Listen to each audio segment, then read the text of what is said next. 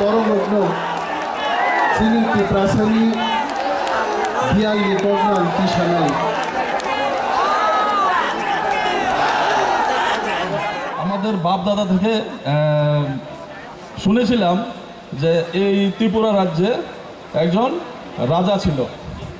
উনি খুব অমায়িক ছিল, উনি মানুষের মনের ভাষা জানতো, মনের কথা বলতে পারত।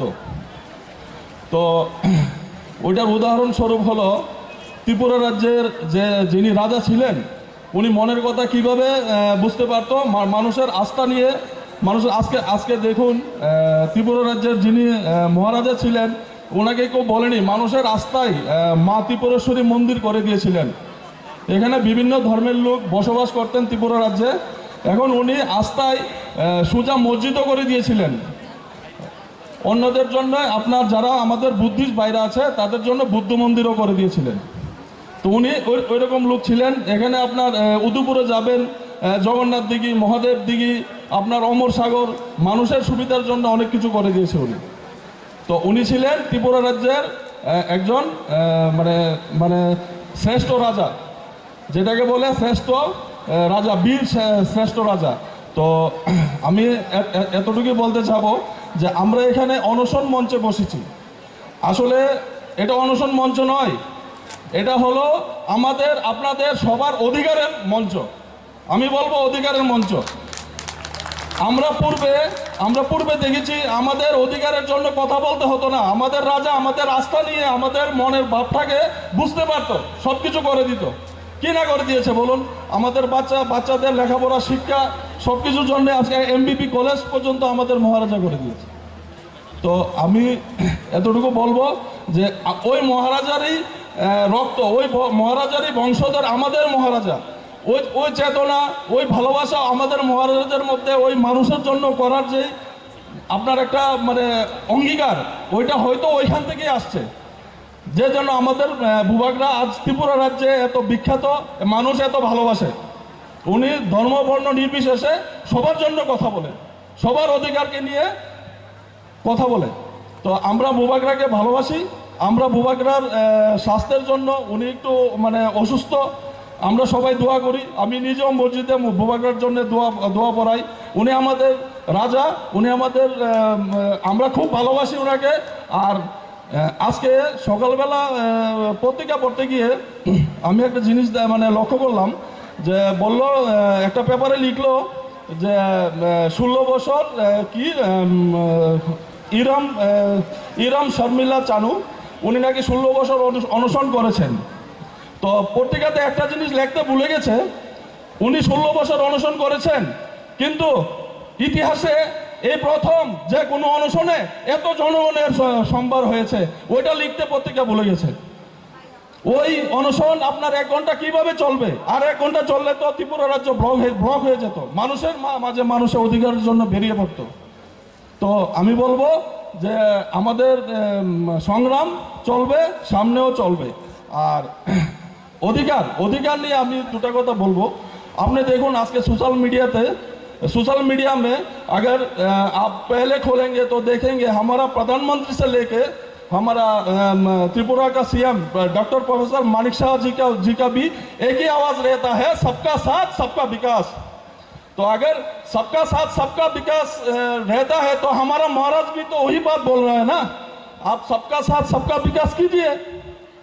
अभी वहाँ पे हमारा बच्चा इंग्लिश मीडियम में पढ़ेगा, यहाँ पर इंग्लिश मीडियम स्कूल नहीं पढ़ेगा, तो कैसे होगा? वहाँ पे हम फिल्टर का पानी पिएंगे, पाइप का पानी पिएंगे, और यहाँ का लोग अभी भी ये तालाब से पानी पीता है। तो ये सबका विकास, सबका साथ सबका विकास कहाँ से हुआ? अगर हमारे यहाँ पर हमारे पास डीड है, पर्चा है, अगर कोई जमीन ये NS 44 या कुछ भी गवर्नमेंट ऑफ इंडिया हमारा जमीन लेता है तो हमें पैसा देता है, उसकी वजह से हमें पैसा देता है, हमारा जमीन लेता है, हमारा डीड पर्चा है, हमको पैसा देना पड़ेगा। लेकिन यहाँ पर ऐसा भी हमारा जनजाति भाई है, हमारा ट्राइबल भाई है कि उसके पास कोई पर्चा नहीं है, जमीन नहीं है। इसलिए नहीं है कि पहले के जमाने में राजा हम लोगों को या किसी को भी बात करने से ऐसा हो जाए तुम यहाँ से यहाँ पर जमीन ले लो, मुंह से हो जाता था, कागज की जरूरत नहीं था, वो ईमानदार आदमी था। इज्जतदार आदमी था। लेकिन अभी हमको जमीन चाहिए, पेपर चाहिए, डीड चाहिए। अगर गवर्नमेंट ऑफ इंडिया हमारा जमीन एक NH-44 रोड बना लेगा ना, तो आपको पैसा नहीं मिलेगा। इसलिए नहीं मिलेगा कि आपके पास वो डीड नहीं है, वो पर्चा नहीं है, आपके पास पट्टा नहीं है। तो पट्टा, डीड, पर्चा, ये सब तो आपको चाहिए। तो हमारा महाराज जो लड़ाई कर रहा है ना, तो हम जब वहां पर रहता है तो बोलता है, अरे तुम क्या करते हो, ये तो उपजाति का पार्टी है, तिपरा मोथा, तुम वहां पर, अभी हमको सामने सामने बोलता है, ये सब बोलता है। तो मैंने देखा वो 1% लोग था, ये 1%, 99% त्रिपुरावासी आपका साथ खड़ा है। इसलिए खड़ा है कि आप किसी का अधिकार नहीं ले रहे हैं, ये आपका खुद का अधिकार है, आपको इसको मिलना चाहिए, आपको ये मिलेगा। हमारा महाराष्ट्र का फाइट 90% आपके लिए किया है, 90% खत्म हो चुका है, 10% बाकी है। आप लोग साथ में रहिए। यहाँ पर कोई CPM, कांग्रेस, BJP, त्रिपुरा मोथा पार्टी, यह पार्टी का इशू मत लाइए, हमें पार्टी से कोई मतलब नहीं है। अभी हमारा अधिकार से मतलब है। अभी आपका अधिकार पूरा त्रिपुरा का अधिकार नहीं, पूरा इंडिया का आवाज बन चुका है।